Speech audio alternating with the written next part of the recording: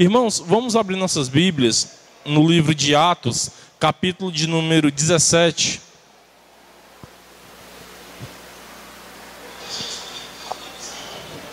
Atos, capítulo de número 17, vamos ler dos versos 29 até o 34, que diz: todos acharam, amém?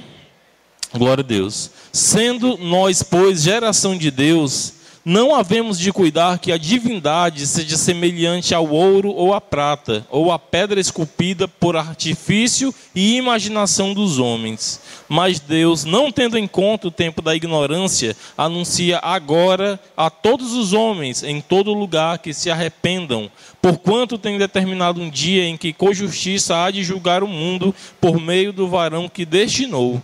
E disso deu certeza a todos, ressuscitando-o dos mortos. E como ouviram falar da ressurreição dos mortos, uns escarneciam e outros diziam: acerca disso te ouviremos outra vez. E assim Paulo saiu do meio deles. Todavia, chegando alguns varões a ele, creram, entre eles os quais Dionísio e o Areopagita, e uma mulher por nome Dâmaris, e com eles outros. Irmãos, podem sentar em nome de Jesus. Irmãos, o contexto do que nós acabamos de ler, imagine um homem, Paulo, ele está na cidade de Atenas, uma cidade totalmente mergulhada e envolvida na idolatria. Este mesmo capítulo, irmãos, relata que aqueles homens chegaram naquela cidade e passeando, eles viam estátuas, eles viam altares. Eles viam, irmãos, que aquela cidade era muito supersticiosa e adorava vários deuses. Várias imagens de escultura tinha naquela cidade. Mas Paulo, irmãos, como um homem de Deus, intrépido e ousado, e que tinha o Espírito Santo o usando para ganhar almas, ele se dispõe a pregar. E dentre várias coisas, irmãos, que Paulo prega naquele lugar, aqui no texto lido, a partir do verso 29, nós vemos o que é que ele vai dizer. Ele, no verso anterior, ele vai citar ele vai citar os poetas, né, daquele local, dizendo que aqueles poetas diziam que nós, os seres humanos, somos geração de Deus. E no verso 29 ele diz: sendo nós, pois, geração de Deus, não havemos de cuidar que a divindade seja semelhante ao ouro, ou à prata, ou à pedra esculpida por artifício e imaginação humana. O que é que nós aprendemos aqui, irmãos? Primeiro, quando ele diz que nós somos geração de Deus, ele está dizendo que nós, seres humanos, fomos gerados por Deus. E ele diz: se nós fomos gerados por Deus, nós não devemos cuidar que a divindade. Não devemos imaginar que Deus, o Criador, seja semelhante ao ouro, ou à prata, ou à pedra esculpida pela imaginação do homem. Nós aprendemos aqui, irmãos, que uma das coisas mais importantes que Paulo pregou naquele lugar foi denunciar a idolatria vivida por aquelas pessoas. Paulo aqui muito ousadamente, irmãos, ele prega contra a idolatria.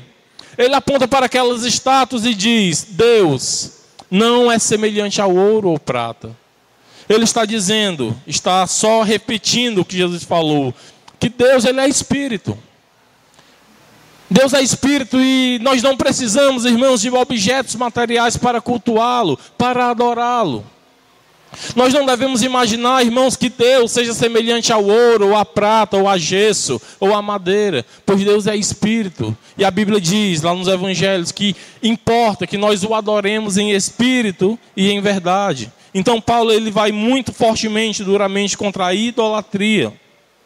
E no verso 30 ele diz: mas Deus, não tendo em conta os tempos da ignorância, anuncia agora a todos os homens em todo lugar que se arrependam. Ele está dizendo, irmãos, que Deus, primeiro, ele não leva em conta o tempo da ignorância, ou seja, aquilo que fizemos quando não conhecíamos a verdade. Ao contrário disso, ele clama, ele diz que, ele anuncia agora que todos os homens, em todo lugar, em toda parte, em todas as nações, tribos, reinos e línguas, se arrependam. Irmãos, inclusive, o arrependimento é o chamamento para o evangelho.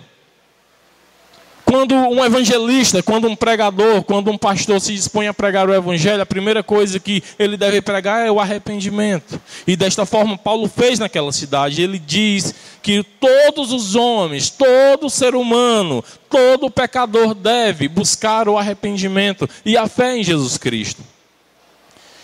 Ele diz, anuncia agora a todos os homens em todo lugar que se arrependam, que larguem seus pecados. Irmãos, o arrependimento é peça principal para a salvação. Só precisa de arrependimento aquele que reconhece que é um pecador e que é incapaz de se salvar por seus próprios méritos. Verso 31. Porquanto tem determinado um dia em que com justiça há de julgar o mundo. Por que o arrependimento? Por que o chamamento de Deus? Por que o convite?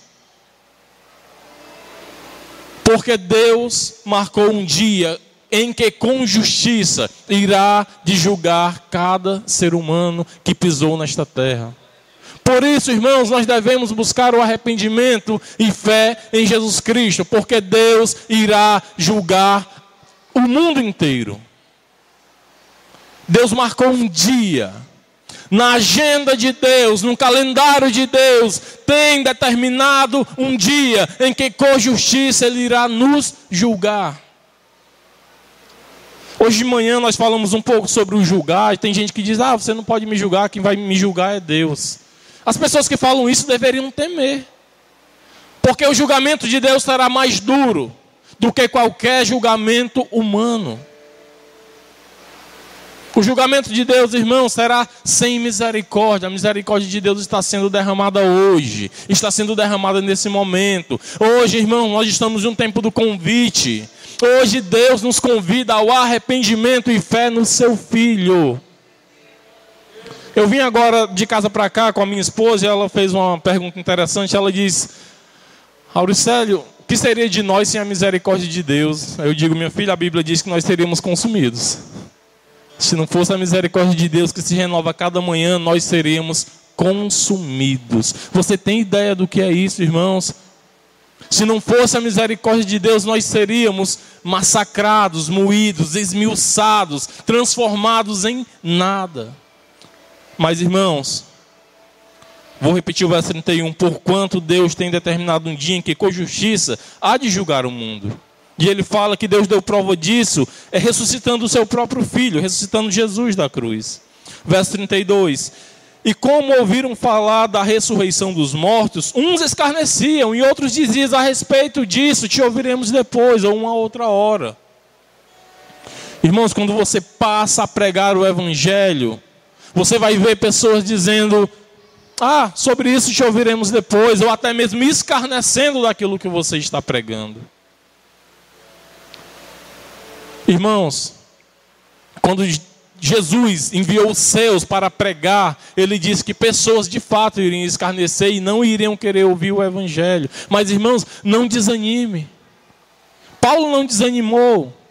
Aqui ainda era Paulo, recém-convertido, pregando a palavra.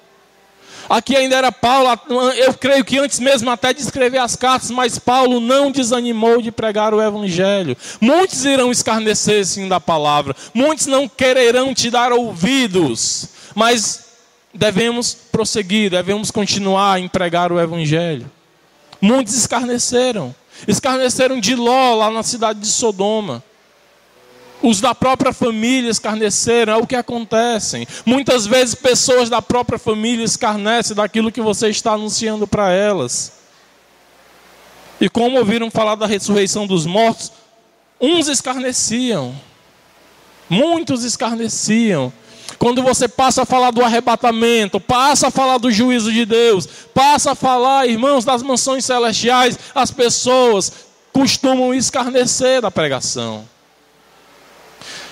Mas não desanime, sabe por quê, irmãos?